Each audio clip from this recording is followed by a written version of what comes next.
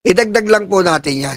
Ito po ang pinagpepiestahan ng mga DDS na tatanga-tanga at luluga-luga, kung saan nakipagkamay po ang ating presidente kay Xi Jinping. Bakit? Ano ba gusto niyo mga DDS? Huwag kayo mayan si Xi Jinping. Kasi po, ganito po yan. Kahit po may abirya tayo, kahit po may girian, kailangan po be professional. Okay? Hindi pwedeng nagdudulot kayo ng gulo sa isang disenteng okasyon. At ang presidente po natin ay ganon. Isa po siyang disenteng tao, isa po siyang maayos na tao, isa po siyang statesman. Kaya nga po sinasabing kagalang-galang na pangulo. Bit-bit niya po ang word na kagalang-galang. Dahil yun po ang kanyang ugali. Hindi po yung katulad ni Digong, galit siya, mumurahin niya lang pero hindi niya magagawa. O hindi niya mamumura harap-harapan. Kasi nga, pundido yung betlog ni Digong. Ngayon, nagkaharap sila. Alam nga namang hindi sila magkausap. Diba? No, Roel Arrogante, salamat. Alam nga namang hindi niya pansinin. Ang sabi kasi nila, galit ka sa China, pero kinamayan mo. Anong logic nun? Hindi po ito parang magtutropa. Galit ka sa tropa mo, kakamayan mo. Hindi. Hindi ganon. Kasi si CBBM, siya ay instrumento ng Pilipino. Pag binastos niya yan, magiging impact niyan sa ating mga Pilipino, bastos tayong lahat ng mga Pilipino.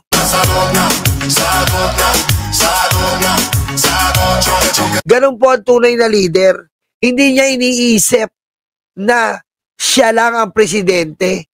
Iniisip niya in a whole na embodied niya ang buong Pilipinas. Kaya pinakita niya in a professional way, kinamayan niya si Xi Jinping. Oo, may sigalot. Oo, may girian. Oo, may di pagkakaunawan sa West Philippine Sea. Pero iba po ang okasyon na to, na kung saan dapat magpakita sila na meron man silang pagkaagirian, hindi pagkakaunawaan, professional. Dahil ang mga kaharap nila ay mga presidente ng ibang bansa. Sa tingin nyo kung nakipagsuntukan si BBM dyan, anong mangyayari? Sasabihin ng ibang bansa, ng buong mundo, napakawalang modo ng presidente ng Pilipinas na katulad ni Digong. Hindi niya tayo bibigyan ng kahihiyan. Hindi niya bibigyan tayo ng kaisipan ng mga banyaga na ang Pilipino ay ganyan. Na ang Pilipino ay walang pinag-aralan. Na ang Pilipino walang pinipiling kabastusan, basta bastos. Si BBM hindi po. May lugar po ang pakikipaglaban, may lugar po ang talagang pakikiarap sa mga pangulo ng iba't ibang bansa.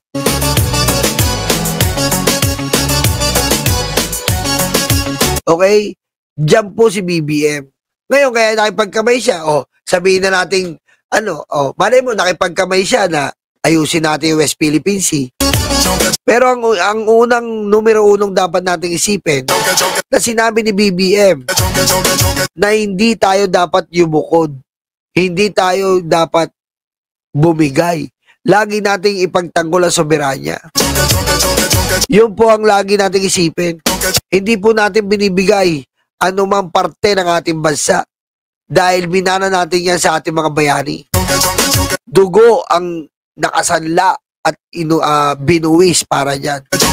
Hindi mo pwedeng basta winawalang niya ang ating soberanya. Oo, nakipagkamay. Pero hindi porket nakipagkamay, hindi porket nakipagkamay, ibig sabihin niya bati na. Hindi porket nakipagkamay, ibig sabihin niya sumasang-ayon. Ang pakikipagkamay po ay ang respected way na ginagawa po ng isang presidente bilang pakikibahagi po diyan sa summit.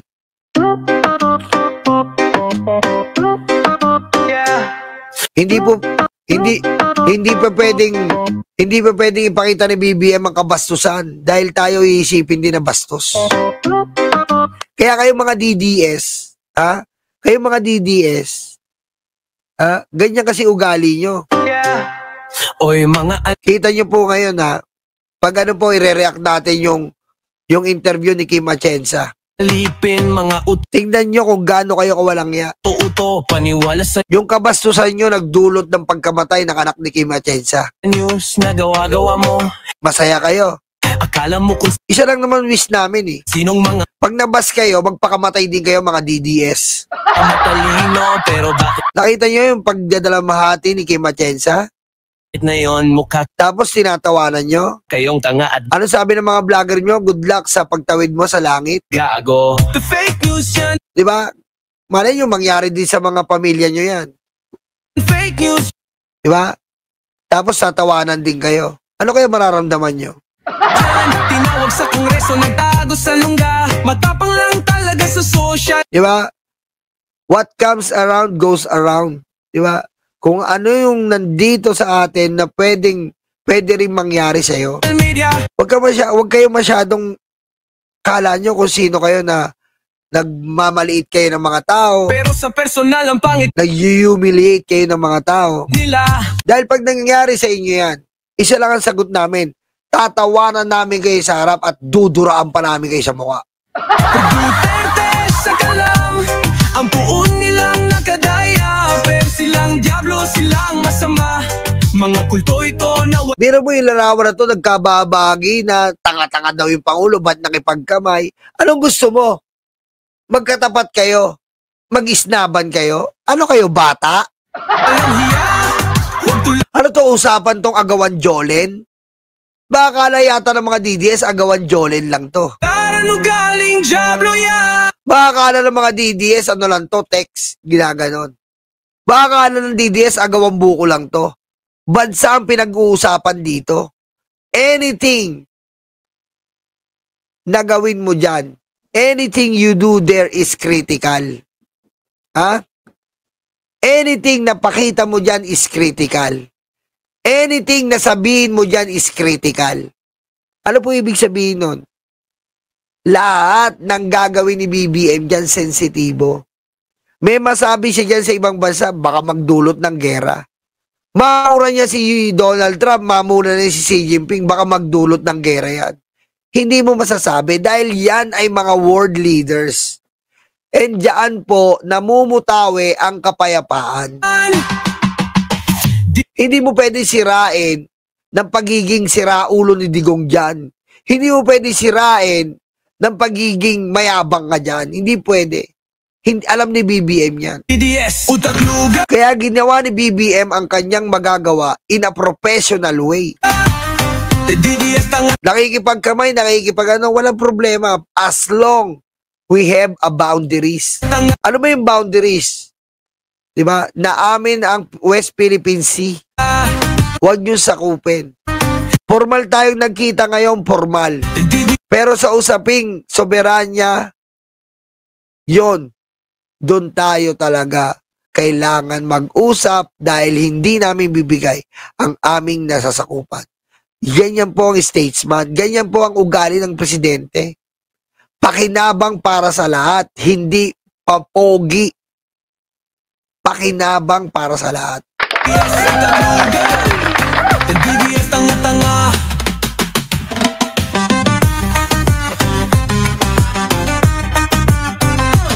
Diba?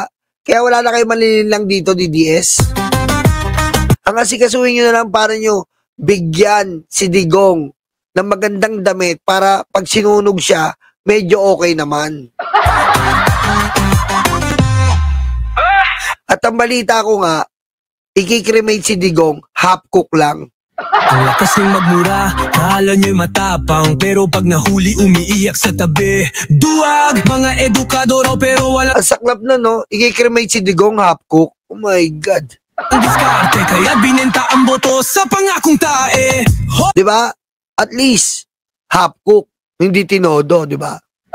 Utak nyo'y parang lugaw, maputik, malab na walang laman, Ayos na ayos yung mga DDS. kundi sabaw. Kala mo matapang, sus, plastic lang yan. Pag may tunay na laban, kayo'y nagtataguan. Terte sa Pero mo hindi ko pa matanggap yung tinawanan nila yung anak ni Kim Atienza. kalam, ang puon nilang nakadayap. Imbis na magdala matika, tayo, hindi tayo ganun eh. Ano bang kulay mo? Basta nagluluksa dahil sa ano.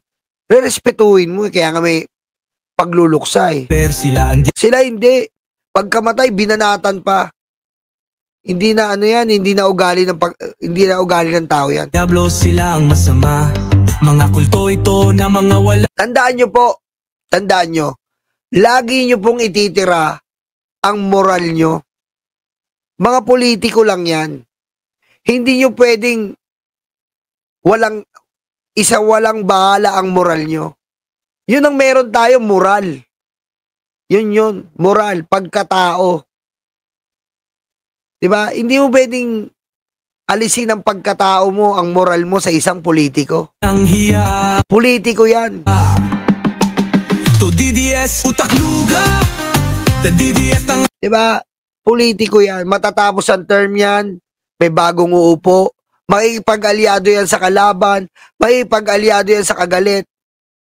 Pero, ikaw, lahat ng pagkatao mo, bubuhos mo, tanga ka. tanga. Ang pagkatao mo, ang moral mo, ibuhos mo sa pamilya mo. Dahil kahit anong gawin mo, in the end of the day, ikaw pa rin ang kakayod, gagapang sa lupa. Ikaw pa rin ang papasan para sa pamilya mo. Hindi ka susubuan niya ng pera. DDS, utak luga. The DDS, tanga-tanga. Hindi niyang bibigyan ng panggatas ng anak mo. Ikaw pa rin ang bubuhay sa pamilya mo. Ha? Mababang tao kapag binibigay mo yung moral mo sa mga politiko. Ibigay mo ang moral mo sa kapwa Pilipino mo. Tayo ang dapat magtulungan dito. Gaya ng flood control, tayo ang nawalang ya. Tayo magtulong-tulong. Ay mga tanga, wala kayong ambag. Hindi eh. Ang ginagawa nila, ang gusto nila, tulungan pa yung mga politikong demonyo, tulungan pa yung mga politikong walang ya, tulungan pa yung mga politikong nagpapatay sa ating mga kababayan. Ibang level yan, nakatangahan. Kundi fake news at pagmumura sa FB lang. Isang tanong lang, may nagawa ba idolo nyo? Wala, kundi utuin kayong mga bobo. Ayun na naman po ang ating live stream. Maraming salamat po. At magkita-kita po tayo sa susunod na live. At mamaya po magla-live po tayo sa ating channel. Excuse me. Magla-live po tayo sa ating channel. Kita-kita there. I love you so much. Ito naman po ang Biraan PH kung saan bibirahin natin ang mga hayop na mga tampalasan na salot ng ating bayan. DDS, utak luga. The DDS, tanga-tanga. Maraming salamat po sa mga nandito. Sa mga hindi pa matutulog dyan, ng mga tiga-Amerika, matulog na po kayo. Ha? Magpahinga na kayo. Ha? Health is wealth. DDS, utak luga. I love you all, mga libag, mga karayuma. And thank you, kahit nasan ako, nandun kayo. Mga Kurduroy ang balat! Palakpakan! Kurduroy ang balat! Yeah.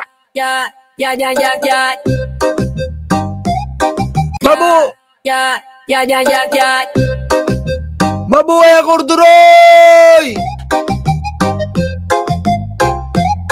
Yan, nakaka-discount na kayo. Biro mo, ha? Hindi na kayo bumibili ng corduroy na damit. Uy, pare, ganda ng pantalan mo, corduroy. Hindi, balat yan, taka.